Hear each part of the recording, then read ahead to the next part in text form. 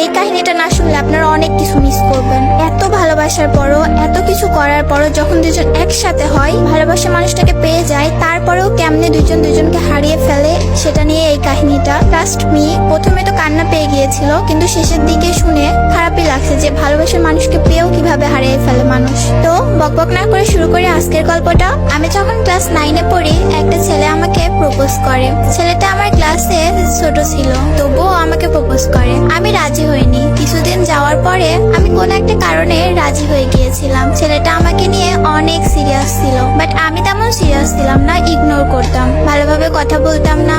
ছেলেটা অনেক কান্না করতো, আমার হাতে পায়েও ধরতো, রীতিমতো আমার জন্য পাগল ছিল। একদিন কথা না বললে সে পাগলের মতো হয়ে যেত। একদিন আমার বাসায় জেনে যায় আমি রিলেশন করি। অনেক বকা খাইছি, আমার ফোনটাও নিয়ে নেয় বাসা থেকে। তারপর সে তার ফোন আমাকে দিয়ে দেয়। সে তার বন্ধুর ফোন দিয়ে আমার সাথে কথা বলতো। আমি আবার ধরা পড়ে যাই, সে আবারও আমাকে আরেকটা ফোন দিয়ে দেয়। এভাবে অনেকগুলো ফোন আমাকে সে দিয়েছিল। সে অনেক পাগলামি করতো, আমাকে অনেক ভালোবাসতো, কিন্তু আমার ফ্যামিলি মানবে না। প্রথম প্রথম আম্মু মেনেও নিয়েছিল, কিন্তু আম্মু যখন জানতে পারে ছেলেটা সিগারেট খায়, তখন আমার আম্মু আর মেনে নেয় না। আমার বাসায় বিয়ের জন্য চাপ দেয়, অনেকগুলো বিয়ে ভেঙে দেয় আমি নিজেই। তখন আমার ফ্যামিলি আমাকে বলে, ঠিক আছে তোমাদের বিয়ে দেব, কিন্তু দুইজন কারোর সাথে কথা বলবা না, আগে বড় হও, তখন তোমাদের বিয়ে দিব।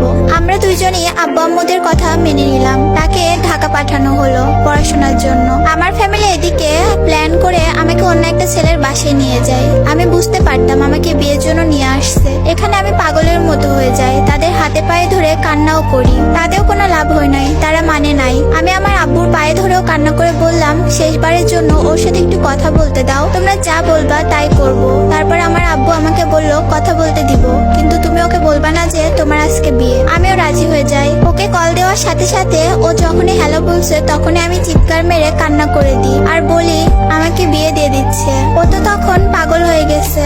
রাত বাজে 2টা, কোনো গাড়ি নাই, কেমনে আসবে? ওই পাগলের মতো খালি পায়ে দৌড়ায় দৌড়ায় বাস স্ট্যান্ডে গেছে। কোনো গাড়ি নাই, রাস্তার মধ্যে শুয়ে পড়ে কান্না করছে। আর এখানে আমার কাছ থেকে আমার ফোন নিয়ে নিছে।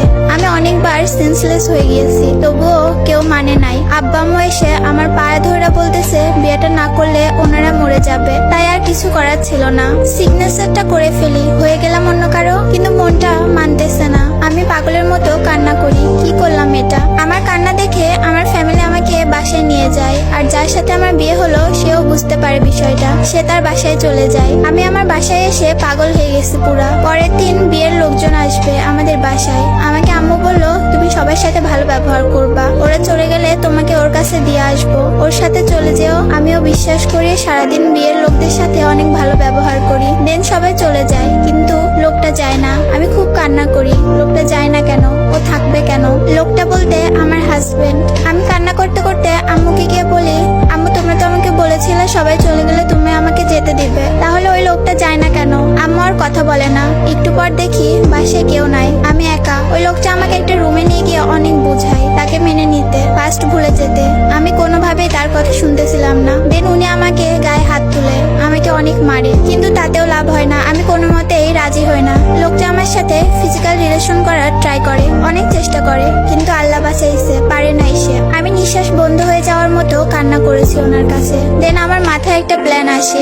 আমি ওনাকে বলি আমার পানি তৃষ্ণা লাগছে, পানি খাবো। তো উনি পানি আনতে যায়। তখন আমি দৌড় দিয়ে দরজা দিয়ে বাহিরে চলে আসি। রাস্তায় কিছু লোক আমাকে দেখে তাদের বাসায় নিয়ে যায়। খুব কান্না করেছি, এলাকার মানুষ জমা হয়ে গিয়েছিল। পরে আব্বু আম্মু বাধ্য হয়ে আমি যাকে ভালোবাসি তাকে মেনে নেয়, তাকে ফোন দিতে বলে। আমি ফোন দিলে আম্মু কথা বলে আর বলে যে আমার মেয়ের বিয়ে হয়ে গেছে, কিন্তু ও তোমাকে ছাড়া মরেই যাইতেছে, তুমি কি ওকে বিয়ে করবা? সে বলেছিল ওর যদি আরো 10 জায়গায় বিয়ে হয় তাও আমি ওকে বিয়ে করব। পরে যার সাথে আমার বিয়ে হয়েছে তাকে আব্বু আম্মু বুঝায় বাসায় পাঠিয়ে দেয়। পরের দিন তার বাসা থেকে সবাই এসে আমাকে বুঝায়। আমি আর ওই লোকের সামনে যাই নাই, আমাদের ডিভোর্স হয় আলহামদুলিল্লাহ। ওই দিন আমার ভালোবাসা মানুষের সাথে আমার বিয়ে হয়। কিন্তু কথাই আছে না, বেশি সুখ কপালে সয় না, তেমনি আমার সাথে হইলো। যাকে ডিভোর্স দিলাম তার অভিশাপ আমার কপালে লেগে গেল। প্রথম প্রথম আমাদের ভালোই ছিল সবকিছু, তারপর জানি না কি হলো, দুজনের মধ্যে শুধু ঝামেলা হইতো। আমাদের 3 বছরের সংসার ছিল, বাট আলাদা আলাদা ভাবে